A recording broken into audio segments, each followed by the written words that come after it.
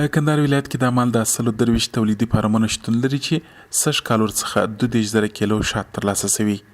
د کندهار د کرهڼې او مالدارۍ ریاست د ترویج مدیر انجینیر محمد الله نوري وایي دوی د کرهڼې وزارت په مرسته په کندهار کې د شاتو د تولید د زیاتوالي لپاره په روان کال کې د یوې نوې پروژې پر عملي کېدو هم کار کوي چې په مټ د شاتو د مچۍ د روزنې فارمونه او تولید کې ډیروالی راسي. انشاءالله دا خو نو اول واره زراعت ډیره فایده لري،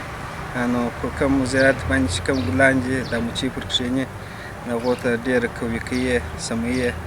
او په زیرمه کې موږ ته اصل هم راکوي زموږ د خوراک لپاره. په کندهار کې تولید شوي شات د هېواد د داخلي بازارونو ترڅنګ پاکستان، ایران، فرانسې او د عرب متحده اماراتو په ګډون یو شمېر نور بهرني هېوادونو ته هم استول شوي دي. په کندهار کې د اصلو یو سوداګر وایي په کورني او نړیوالو بازارونو کې د کندهار د تولید شوو شاتو غوښتنه ډېره ده. عرب امارات هم استولي دي، ایران ته هم استولي دي، فرانسې ته هم په خپله فرانسویان وړي دي، نو بهرني ملکو ته خلک موږ دوبۍ ته هم استولي دي، خلک یې رسوړي، نو دا زموږ شات چې خلک پېژني هغه هر ځای ته خلک وړي.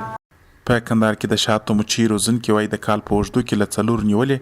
تر 5 ځلو پورې له مچۍ اصل ترلاسه کوي چې پلور یې ښه او ګټه یې ډېره ده. نو موږ چې هره پروژه دې موږ نه غوښتنه وکړه موږ اول دغه مچۍ چرګان او وزې ور وړاندې کوو تر څو د خلکو د مصروفیت سبب وګرځېږي. نو سخت پلان مو زر سنده که مچۍ دي په 1400 کال کې د هغه مستقیما د وزارت هم غوښتنه کړې او د مؤسساتو یوه پروژه اوس منظور ده د